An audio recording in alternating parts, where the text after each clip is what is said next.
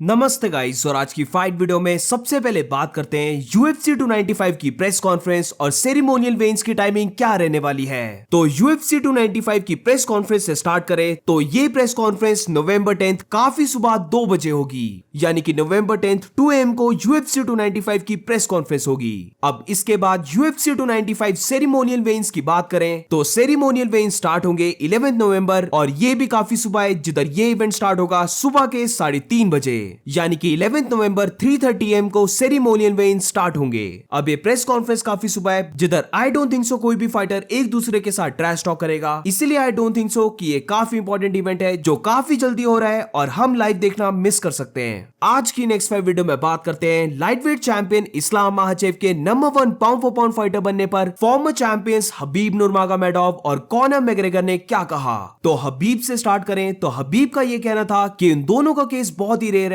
जिधर दो फाइटर्स जो बचपन से एक साथ रेस हुए, जिनका सेम ही कोच था, वो एक ही सिटी से थे, वो एक ही जिम में गए, वो एक दूसरे के साथ ट्रेन किए, वो दोनों ही चैंपियंस बन गए, वो भी सेम वेट क्लास के, और वो दोनों ही अपने टाइम के बेस्ट फाइटर्स हैं। इसके बाद हबीब ने ये भी कहा कि वो बिलीव करता है कि ये इस्लाम का एंड नहीं है, जिधर इस्लाम महाचेव कंटिन्यू करेगा अपनी हिस्ट्री को क्रिएट करने का। आई थिंक ये ऐसा पहला केस होगा जिधर दो फाइटर्स जो बचपन से साथ थे वो साथ ही बड़े हुए और वो सेम ही वेट क्लास में चैंपियंस बने।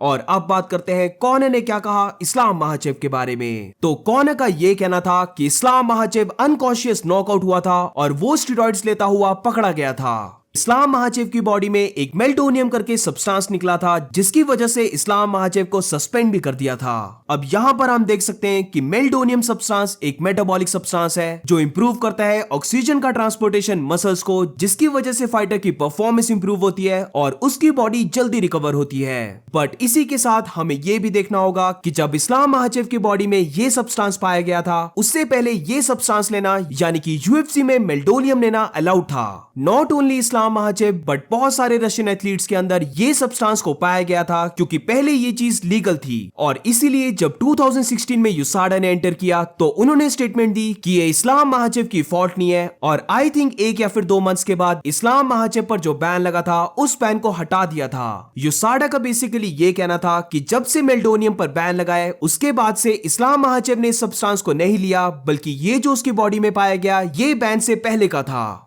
आज की नेक्स्ट 5 वीडियो में बात करते हैं टोनी फर्ग्यूसन के बारे में। टोनी फर्ग्यूसन एक बहुत बड़ी पर्सनालिटी के साथ ट्रेन कर रहा है, जिधर रिसेंटली टोनी फर्ग्यूसन ने रिवील किया कि वो डेविड गॉगिंस के साथ ट्रेन कर रहा है। टोनी फर्ग्यूसन और डेविड गॉगिंस इन दोनों के पास इनसेन स्टैमिना है, और इसीलिए मुझे ये चीज बहुत अच्छी लगी कि दोनों ने एक साथ ट्रेन किया।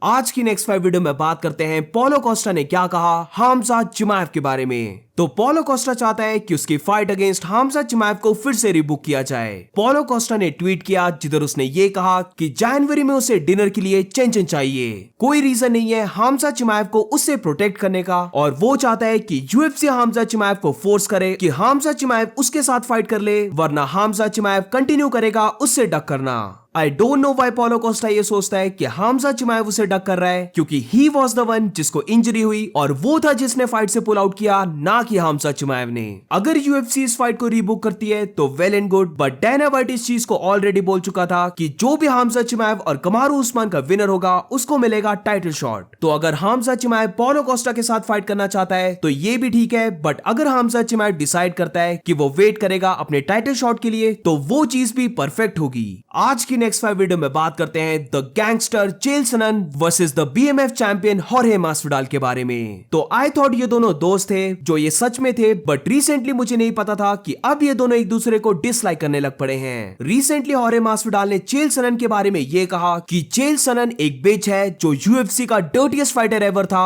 और वो 9 टाइम्स स्टेरॉइड्स लेता हुआ पकड़ा भी गया था। रिसेंटली अभी एरियल हवानी और चेल सनन के बीच एक बहुत बड़ी आर्गुमेंट हुई थी, जिधर चेल सनन ने ये बोल दिया था कि एरियल हवानी एक वीजल है और वो एरियल हवानी को स्ट्रैंगल कर देगा। I'll send you the clip. And the I only did. reason your I did. audience is still I did. watching, You're the lying. reason Francis You're is lying. headlines You're today lying, Chael. doesn't I have to do did. with the money. I did. I did it on July It 11th. has to do You're a liar. with the competitiveness. Okay, the Chael. only reason you're talking You wanna about keep a fight, lying?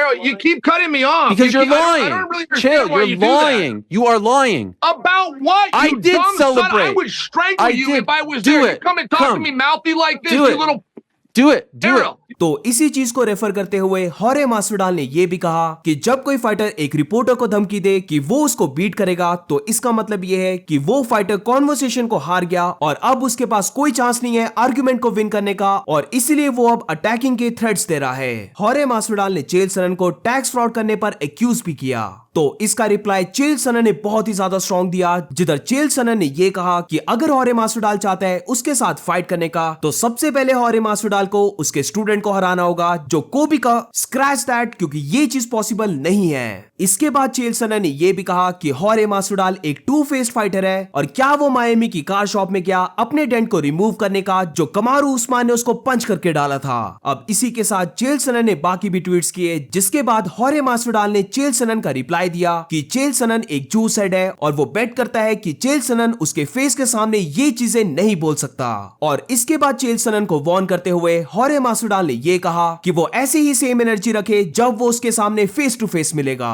अब recently चेल सनन ने हॉरे मास्विडाल का reply दिया है, जिधर चेल सनन ने basically ये कहा कि क्या जॉर्ज को ऐसा लगता है कि वो ऐसा पर्सन है जो किसी के सामने भी फेस टू फेस में डर जाएगा। You can't mess with the gangster. Chael सनन ने एक टाइम पर 1 वर्सेस 5 भी किया है, इवन इफ अगर चेल सनन थोड़ा सा ओल्ड है, अगर हॉरे मास्विडाल और चेल सनन की एमएमए रूल्स के अंदर फाइट हो जाए तो चेल सनन उस फाइट को जीत जाएगा। बट अगर स्ट्रीट फाइट हुई तो वी ऑल नो कि हॉरे मास्विडाल पीछे से भी अटैक कर सकता है। आज की नेक्स्ट 5 वीडियो में बात करते हैं एलेक्स परेरा की। तो रिसेंटली एलेक्स परेरा की एक वीडियो सामने आई, जिधर हम एलेक्स परेरा के करंट वेट को देख सकते हैं, जिधर right now Alex Pereira 229.6 pounds है। अब इसका मतलब यह है कि एलेक्स परेरा को लाइट हेवीवेट डिवीजन की वेट लिमिट के अंडर आना है जो 205 पाउंड्स है, तो फिर उसको लूज करना होगा 24.6 पाउंड्स। इसी के साथ ये रही एलेक्स परेरा और डैनियल कॉर्मिये की फनी वीडियो, जिधर हम देख सकते हैं कि एलेक्स परेरा डैनियल कॉर्मिये को एक काफी हल्की लेग किक मारता है और डैनियल कॉर्मिये कहता है कि वो तभी रेसलिंग करता था। That's 0%. This is all 5%. Okay, give me a little more. Pokemon. Oh, what percent was this? What's percent for the same? That's 10%. Tell him I want 25, but not crazy. Okay, It's 25 like, that's it, at the most. Okay. 25, but that's it. Not mine. Okay. Oh! Yeah. what? That's why with you is always wrestle takedown. Holy shit. É sempre voltando pra baixo com você, né? Tem que ser. Não dá. God. So that's it for today guys. आज की fight video में बस इतना ही। अगर आपको video अच्छी लगी हो तो please make sure to like subscribe. मिलते हैं नेक्स्ट वीडियो में।